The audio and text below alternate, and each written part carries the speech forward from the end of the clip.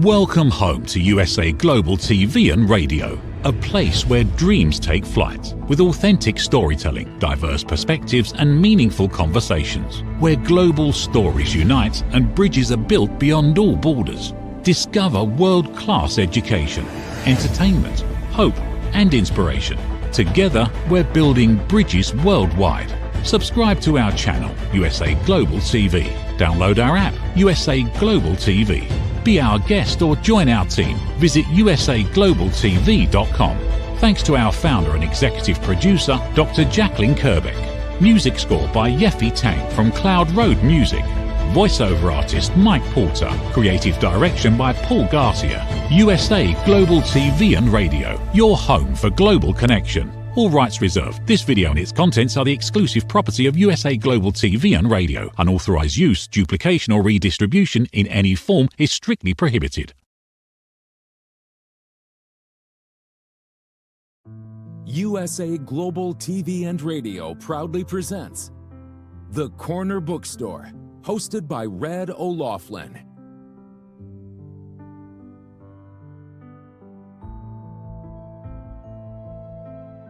Step into a world where every story inspires. These pages come to life through the voices of authors from around the globe. Written by our global community of TV show hosts and best-selling authors, these works span genres, generations, and geographies, united by the power of storytelling. Discover your next favorite book and meet the minds behind the work.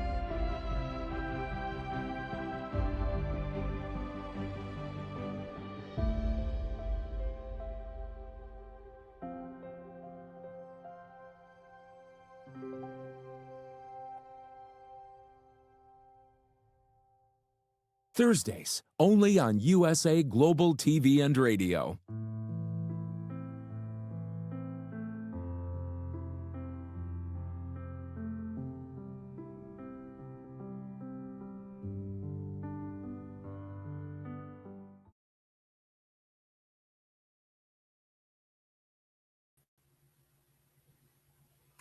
Howdy, y'all. Red O'Loughlin here. We're on the Corner Bookstore on the USA Global TV and Radio Network. This is the beginning of 3 shows back to back today on the USA Global TV and Radio Network. And when I'm not doing TV shows, I research the human body at the cellular level, chemically speaking, biologically speaking. I look for cause and effect relationships. I look at if you're going to treat a problem, you need to really treat the cause, not just the symptoms. So I try to focus on what you can do to help yourself and also be aware of what you can do to make things worsen. I consider myself more nowadays of an author of a decision support manual for aging, because most of my stuff is based on longevity, age-related issues. So that's what I do when I'm not here on TV. And the last show that I'm going to be doing today at 1 o'clock Central Time is called Talking Heads, and I'm going to be going into a new book that I'm writing on aging, and it's going to bring into account all of the aspects of disease, aging, and health. So that is about me. Now let's get to our author today. Samantha Tschritter is a multi-award-winning author. She writes both fiction and nonfiction and poetry. She's contributed to over 40 books. She's, I guess, probably very well known for grief and loss. Samantha, please join me up here on stage. Hey there, Red. Hey, guys. Thanks for having me today. Beautiful smile there, by the way. Thanks. You've been practicing that for a while, haven't you?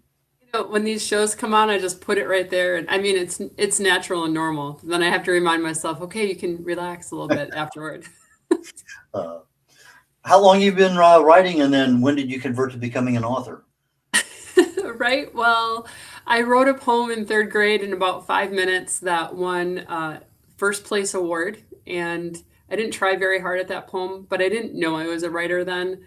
I wrote my first book in 2010, and I had several books on Amazon that I'd contributed to, co-authored, things like that. When my friends were like, people don't just write books for fun, right? Like you're an author, that, right? And so that's when I started owning it, was probably 2010, 2012, somewhere in there. The first book I co-authored with somebody, it's 57 of us. And so it's just like I had my 3 pages in there. Thank you very much. I'm just, I'm published. Right. It was great. Yeah. So, Did you call yourself an author then, though? I didn't with that one. No, I just said I was part of that book. I could, as you say, contributed. Right. So I did a lot of that too. I was like, oh, I just, I wrote a chapter for this book. I wrote a chapter for that book. And I don't know, but I'm an author. I am an author. And so when you wrote your first book in 2010, what was that experience like then versus what you're doing today? Writing craft is much different. Let me tell you, when I wrote my first book, it was Love Letters to Miscarriage Moms, the first version. And I didn't know what I was doing. I was writing, it was cathartic for me because I'd experienced a couple miscarriages and I wanted to share my experiences with other women. My goal was to write the book in the midst of my grief so that they would not be alone in theirs. And so I just wrote, I poured it out of my heart.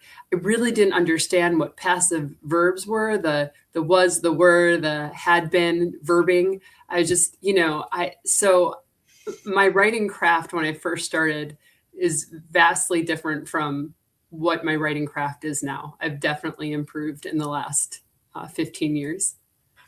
How long did it take you to write the first book? Several months. I was pouring out my heart. So I started that one in October, and I think I finished writing it in like February or March of the following year. But then editing is different. Editing took a whole nother year to get through and make sure there were no typos and punctuation errors and things like that. Now, your book, as you said, Love Letters to Miscarried Moms. You won a Christian Writers Award for that? Yeah, so Love Letters to Miscarriage Moms is the new version, and that's the one that won the award. It's right here. It's this blue cover. And we added a bunch of stuff with the new version that came out. It was because someone picked it up in 2022, a publisher did. And so we revamped it. I had a chance to keep the content, but improve the craft of the book. So that was exciting. And then we included things like stillbirth and early infant loss, infertility, adoption, other issues that moms face beyond just miscarriage. So that was pretty great. And then there's also there are letters from parents of loss to parents of loss. I don't know if you can see that. And there's some journal space in there. Oh, that's just turning out white. There's journal space in the margins, everyone. I promise. So that book was crafted really well. And I submitted it in 2023 for the Golden Scroll Christian Book of the Year. And it won second place. So that was a huge honor. Do you also talk about in vitro? A little bit, but not a whole lot. And I also avoided the topic of abortion, not because I didn't try to talk about that, but it's very political, and I didn't want to be political in the book. And then also, I have not experienced an abortion myself, so when I tried to write about it, it didn't work. I was not honoring that community well enough. So. Good friend of mine we used to work together out in California. He and his wife flew into Texas, and they got an in vitro. And today their son is a graduate of the Naval Academy and out somewhere in the world doing whatever he loves doing. So that's the only in vitro story that I know. I'm sure there are other people out there that haven't had success or not, but that's the one that I had a close experience because they spent the night with us. We drove them to the military hospital for the procedure and stuff. So it was kind of we were in the very, very beginning, so to speak. A lot of women who are infertile end up doing IVF. So we talk about infertility in the book a lot, but not IVF specifically. Okay. You mentioned editing. How is your editing nowadays versus 15 years ago? 15 years ago, I asked a friend with an English degree to edit my book for me, and she's really great at the punctuation stuff. A couple of years ago, when I was editing The Prodigal Son, not a couple of years ago, last year, when I was editing The Prodigal Son, I hired a professional award-winning editor because I wanted the book to be fantastic. So you have to pay money in order to get a really good editor. But for me, it was worth it because it makes the book more readable, in my opinion.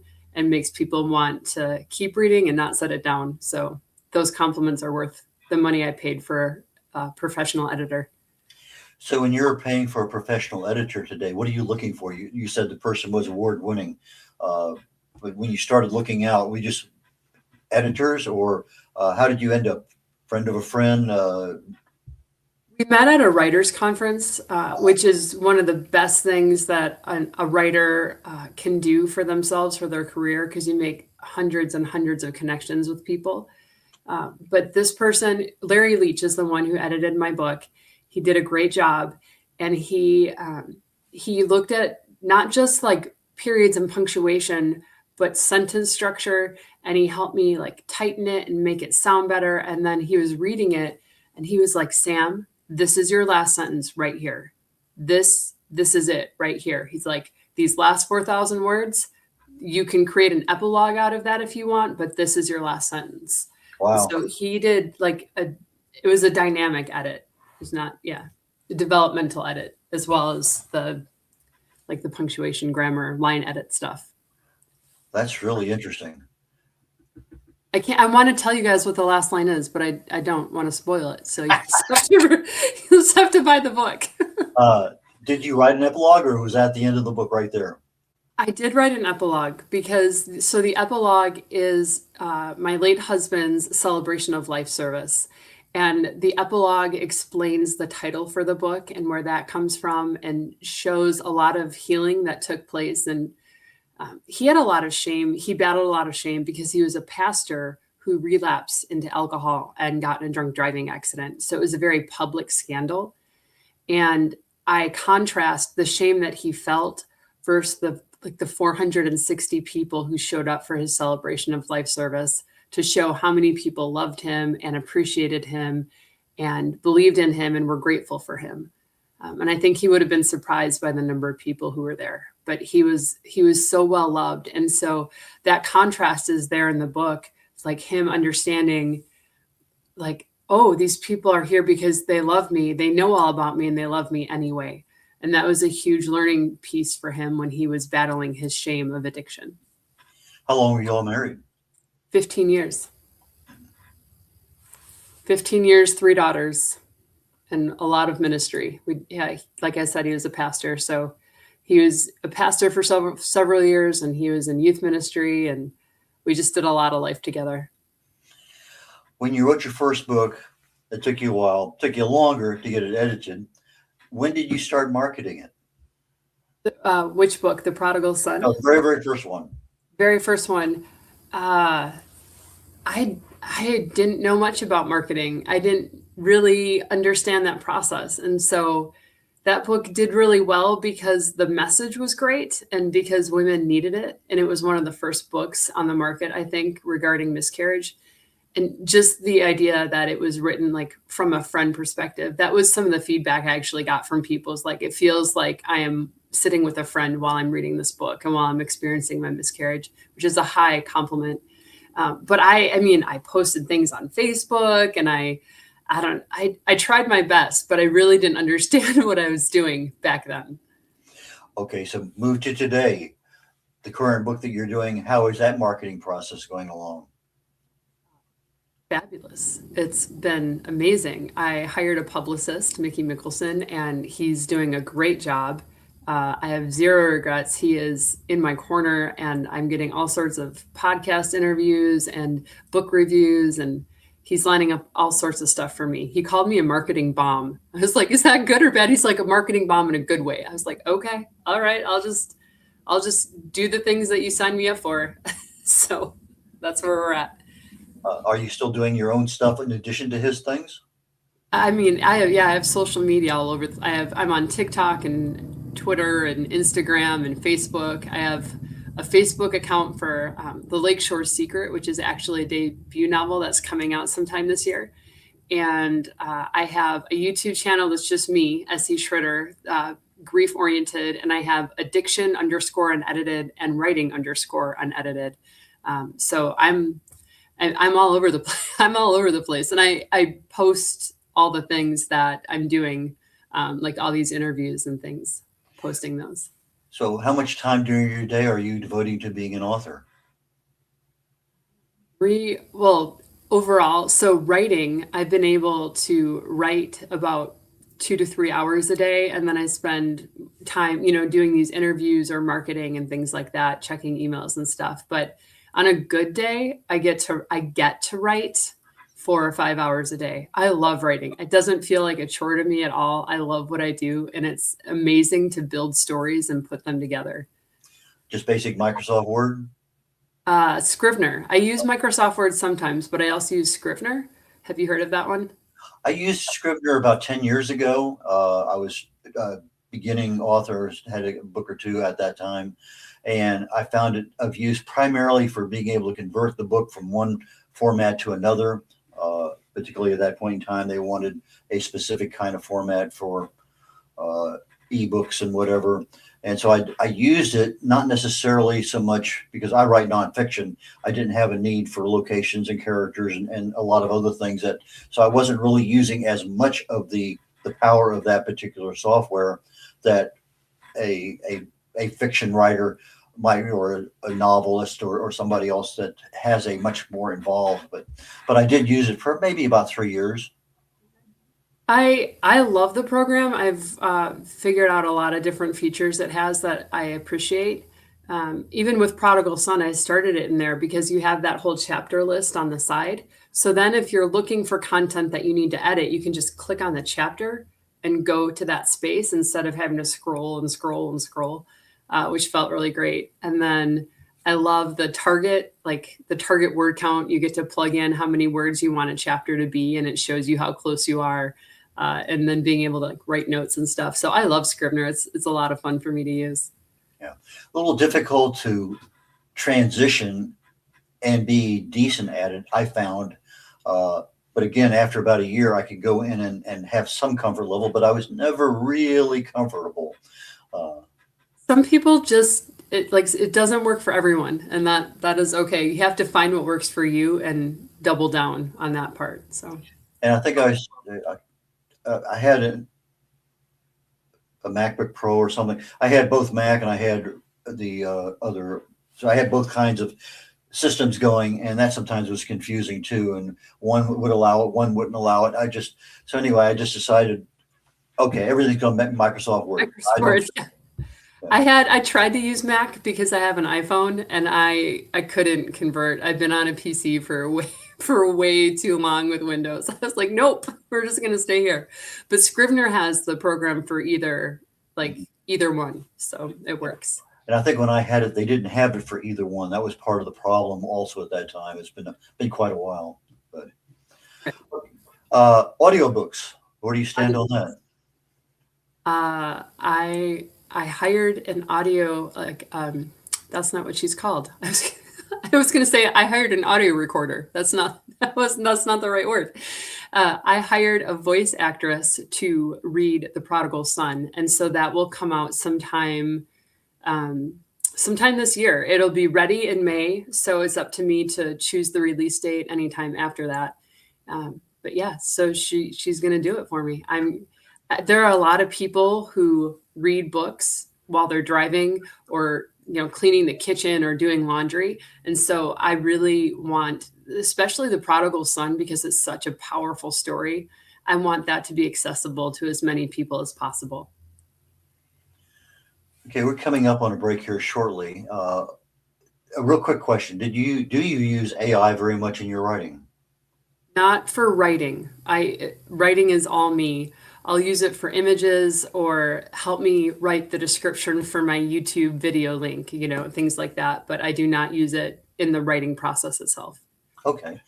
When we come back from the break, which is literally here, I want to talk about, are you planning any books in foreign languages? So I'll let that kind of resonate with you for a few minutes, and we'll be back here very, very shortly.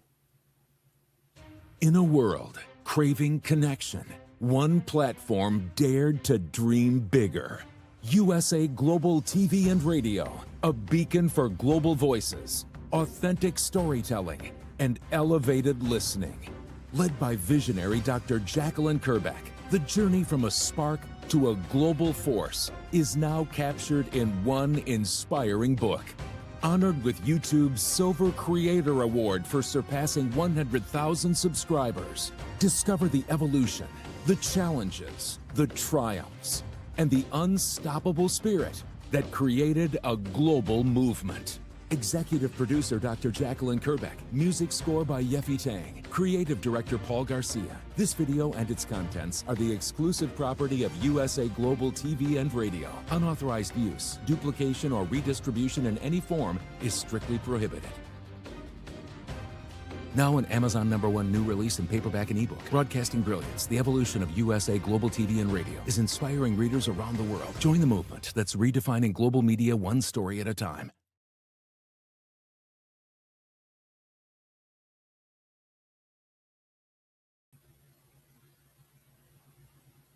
Welcome back, y'all. Red Laughlin here. We're on the Corner Bookstore on the USA Global TV and Radio Network. Our guest author today is Samantha Tschritter. Samantha, please join us back up here on stage. Thanks for having me, Red. It's nice to see you again. Okay, we left the break and you said you have, I just want to get some clarity on the audiobook. You have one book that's getting ready to go into audio, or do you have any other ones done? I do not have any other audiobooks because it costs a lot of money, and I'm an independent author. It's for the Prodigal Son is independent. So there's just a lot of behind the scenes that goes into creating an audiobook, and it's a lot harder than people think. I only have The Prodigal Son, which that one is not out yet, but it will be later this year. So I believe in audiobooks, and I wish I could make every single book an audiobook. But you kind of have to pick and choose. At least I do. I noticed in the last couple, 3 months before Christmas that KDP Amazon now has an option on your author account to use AI for an audiobook. I know you said you didn't want that, but this is not creating the intellectual property. This is actually, if you wanted to have a female with an Irish accent or whatever, it kind of fits into wherever it is. And I think that particular part of AI is actually becoming very, very popular. In fact, I know some of the software out there now, you just tell it a story and it creates a movie. It doesn't even just give you a book. So I think the advances in AI are pretty exciting, but I have not taken advantage of it yet. It's something I'm still looking at. But I'm probably going to convert some of my books, just at least one or two, just to see what's the quality, what kind of marketing I can do with it, et cetera. But that's just something I'm going to do. What they do with the AI audio is amazing.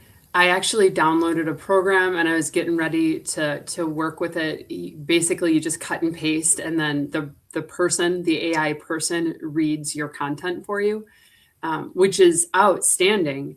However, when I had a couple of readers listen to it, they weren't really impressed. Like, it was great, but they could also hear where a human would make a different, like put the inflection in a different place. So I think the AI, like those readers are a phenomenal option. It's obvious it's going to be a lot less money, but nothing will beat the real thing either. So you kind of have to. I've also heard of authors reading their own books and doing it that way. That was my original plan way back when. I did a CD on my first book, but I haven't done any of that since. Now, you absolutely are correct on the inflections and everything, but I noticed that some of the professional readers that you listen to, and they have millions of sales on whatever book it is, they may be able to do a half a dozen to a dozen German or French accents, that just switch off within the same genre of French. You have and I am bewildered that they had the ability to do that. Yeah, I was going to read it myself, and again, this came from a writers conference connection. She was like, "Here, tell me about your project. Let's see if we can work together on this." And so we did. We are working on it together, which is fabulous. I'm excited. Getting back to the pre-break, I said, let's talk about foreign languages. Do you have any intention of putting your books into foreign languages? Down the line, I would love to do that. It's not something that you just want to take the text and like throw it into, Google Translate and say, okay, I'm done. I finished it. Because there are a lot of colloquial things that people say that don't translate word for word. Like for instance, in Spanish, we say, "Oh, stop pulling my leg," but the Spanish version of that is "Don't take my hair." It's the same thing, but it's different. And so I would be afraid to offend people or like get the wording wrong if I just, hit Google Translate and tried to do it myself. So I would actually find someone who speaks that language and pay them to translate it line by line. Several years ago, I had connections on LinkedIn with a couple of the translators in various places, and they charge more than an arm and a leg and a piece of hair. I'll tell you that. Mhm. And now I noticed here last year that Fiverr.com, which I use a lot for my clients, I publish books. I use a lot of that for their covers. They have now native speakers, Italian, Spanish, French, German, whatever, that have translated dozens of books, and they just do it on strictly a word count. Boom, it's 3,000 words. It's whatever, it's a set price. And I Right. And then you know how much it's going to be, which is fantastic. know exactly what it's going to be in advance. And I said, whoa, that, and the price is reasonable. It's not way far out there. I mean, it's something, I could get that into a budget without too much problem. And so that's in the back of my mind to start looking at that down the road, because it's something that I want to do. If you had to pick one book to translate into a different language, which would be your first choice? Well, right now I'm concentrating on a particular book of mine called the total blank. Joy of Ageless Health. Okay. And I would probably do that one initially in Chinese. Oh, okay. Why Chinese? Because it's a much bigger audience and they have a much closer affinity to health. And the word joy there's certain words that kind of connect. It's like in the Eastern deal, you don't use the word or the number 4 for anything if you can avoid it. Because, if you go ichi, ni, san, chi in Japanese, chi is very close to death. And so you have to, you got to be careful, as you say, pull your leg. There's certain little things there that you can't find a 4-pack of anything in Japan. So because that's just against the culture. Okay. Now, that's interesting because most of our stuff is in 4-packs. But when you put your book in there, for $14.99, it's not necessarily negative, but it's the numbers there. It's kind of in the back of the mind. I tried it at $17.88 because 7s and 8s are very good numbers, for an Asian culture, because there's a lot of goodness associated with those things. So, but again, that's a different animal entirely, because of what I write in is literally almost all longevity, age-related stuff. Research is important because one of the things I'm learning about the writing world and the publishing industry is that you don't know what you don't know. My first writers conference, I went in there knowing that Love Letters to Miscarriage Moms was going to be an award-winning book, a bestseller, and make the New York Times right away. And I learned a lot when I sat down across from the editors and the publishers.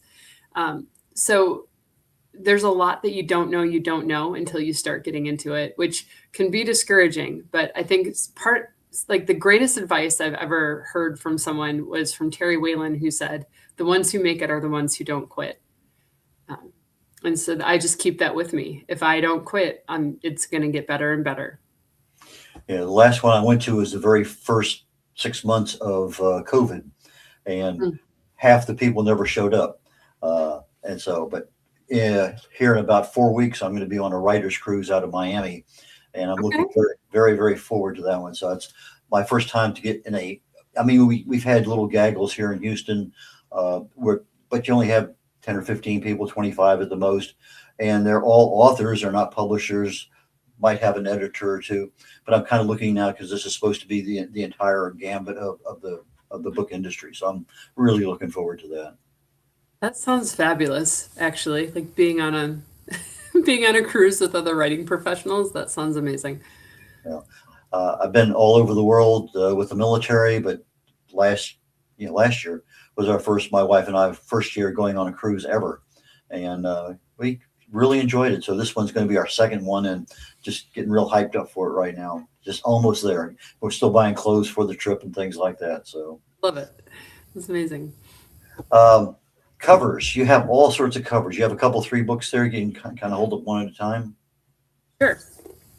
Okay, that's the one that you're, okay. How did you get the cover done? The publisher for this one, because this was traditionally published, so she designed the cover and she chose the blues and pinks because they're eye-catching and they will stand out on the white Amazon background. And this is actually an old version. We changed the font on this because it was hard to read the love letter. It was hard to read Miscarriage and Moms. So we changed the font on that one. This one I self-published, independently published. It's backwards. And I kind of designed it myself, but then I gave it to a cover artist and I said, fix it. And she made it much better. This one is really cool because it says journal by. So the person who writes the journal gets to write their name there and they become the author of this journal, which is amazing. Not really. Yeah. And so then here there are prompts in there that, there we go. Okay. So you pick the prompt at the beginning and then you write the prompt. And so you choose your own adventure basically with what you want to talk about in that journal. And then prayers against addiction. Again, I kind of designed it myself and then gave it to someone to make it better. So then these two, Prodigal Son and Prayers Against Addiction, are part of the same series. And they look really good together on purpose. So that's what that is. And they're dark colors, and they're dark colors too, which goes along with the theme. Right, the dark and the light, and stepping from darkness into light. I thought through that one a lot. Someone said it was too dark, and I was like, yeah, that's the whole point. Like people living in darkness and stepping toward hope and healing. This cover. This is a book of poems that I wrote over time. I have some COVID limericks in here if I can find them. Let's see if I can find those. Let me see. Are you okay if I read a limerick to you? Go for it. All right. Congrats to the class of 2020. Pomp and circumstance may look a bit funny. You spent your prom dancing with mom. 3 cheers to the class of 2020. The hungry little virus ate Saturday, Sunday, Monday, March, April, May. With a big fat belch, the little whelp ate every day save Corn Day. So there's humorous poems in here too, but this is a collection of poems depicting grief and loss, hope and healing. And people purchase this. Like when someone experiences a loss and you don't know what to say or do, this book makes a great option to give them as a gift. Like, I'm thinking about you. I love you. My prayers are with you type thing. So those, and I was going to tell you, okay, so this statue, I just have to kind of brag about this because my mom created this statue, and my sister typeset, she's my typesetter, graphic designer. That's her degree and what she does for a living.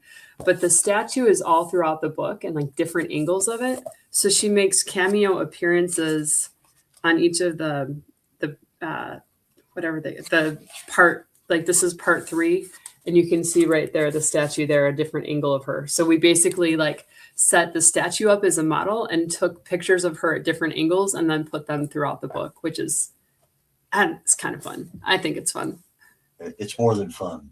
Yeah. It's more than fun. You have a young YA fantasy, young adult fantasy series, Athenian Chronicles or something. The Athenian Chronicles. Yeah, that was my NaNoWriMo project for forever, for like 5 different years. I have 3 or 4 of those books finished, and my goal is to publish them. Right now I'm working on the 2nd book for the romantic suspense that's getting published this year. I want to finish writing that series, and then I'm going to double down and finish writing the Athenian Chronicles. That one as well was written earlier in my writing career, so I'm a little bit afraid to pick it up and go through it because I'm going to have to do a pretty hard edit on myself. But I love that story. It's basically the idea came when I lost 3 children, when I experienced 3 miscarriages, because I have 3 babies on earth and 3 babies in heaven. And so I pictured a world in which all 6 children could be together. So it's kind of Narnian-esque in that there are 2 different parallel worlds, and then these kids come together and fight the villain and save the world. The That's how that works. Samantha, we're getting toward the end of the show. I'm going to give you a chance here in a moment to tell people how they can get your books and get in touch with you. But what lessons learned would you give us today? A couple, maybe three, for a new writer, new author that's just getting into the business of being an author. What are some of the things that you think are really important?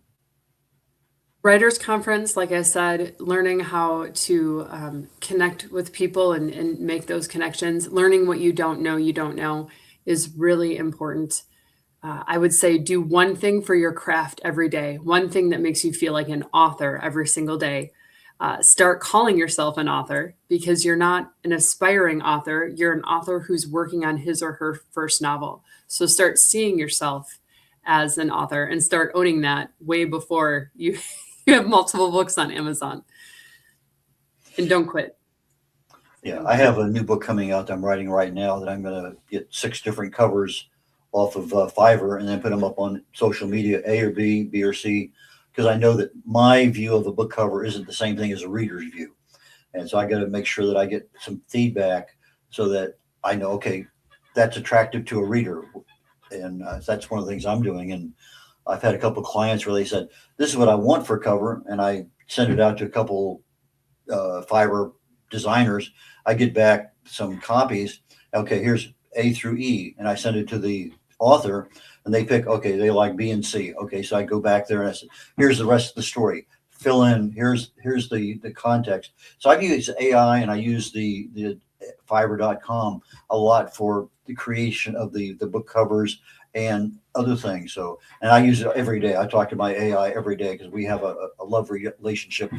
Because I dive in so deep into a lot of topics that, and anyway, I know that errors can be made, but my prompt is about 2 pages long. And so he knows exactly what I'm looking for with regard to the kinds of, and even now he doesn't give me what I want. Now I get, what about this? Okay. Anyway, but Samantha, how do people buy your books? How do they get in touch with you? Not going to make people spell my last name.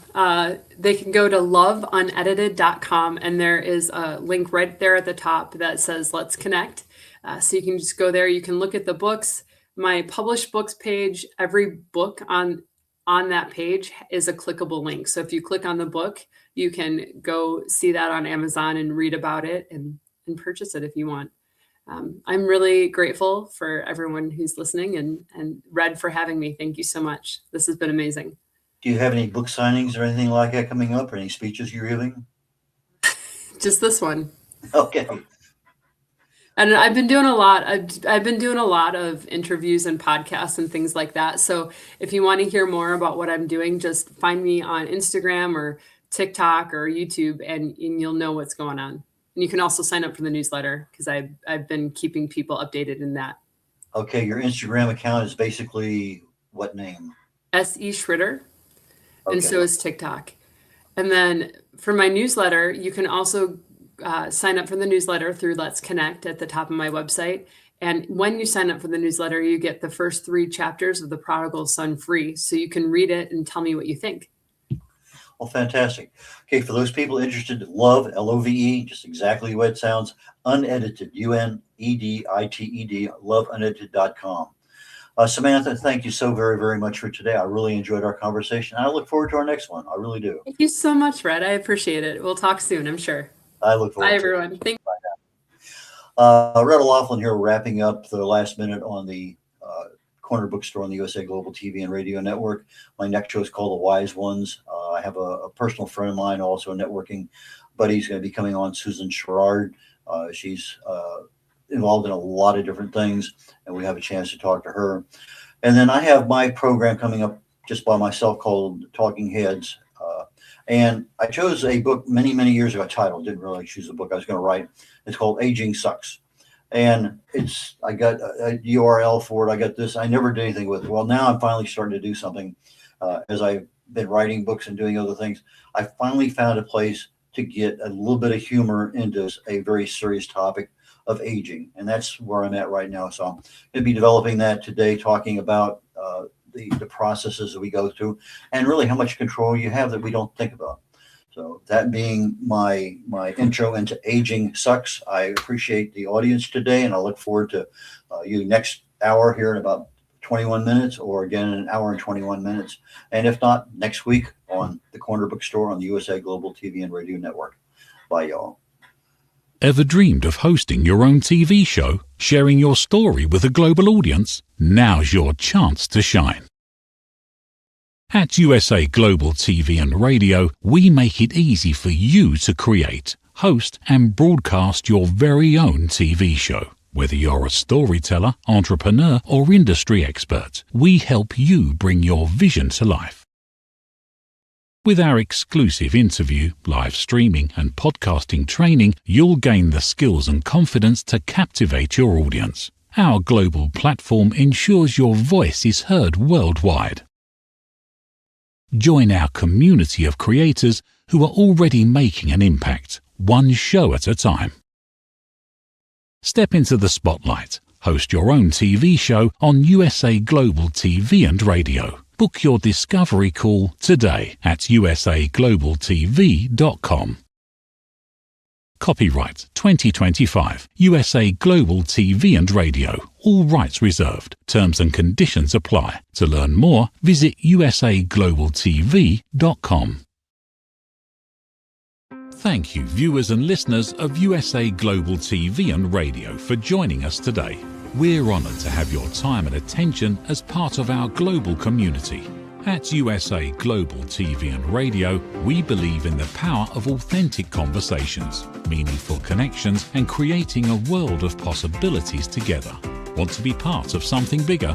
Join our team of elevated listeners at usaglobaltv.com, a space where your voice matters and your ability to listen transforms relationships. Stay connected with us across all our platforms for thought-provoking discussions, expert insights, and empowering stories. Subscribe to our channels at youtube.com/c/USAGlobalTV. Follow us on social media and explore the endless opportunities we're creating for growth, learning, and inspiration. Together, we're not just broadcasting, we're building bridges and changing lives one conversation at a time. For inquiries, contact us at info@usaglobaltv.com. Music by Johnny Dies. Produced by Executive Producer and Director Dr. Jacqueline Kerbeck. Voiceover by Mike Porter. Creative Direction by Paul Garcia. All rights reserved. Copyright 2025. Visit usaglobaltv.com to view our full terms and conditions.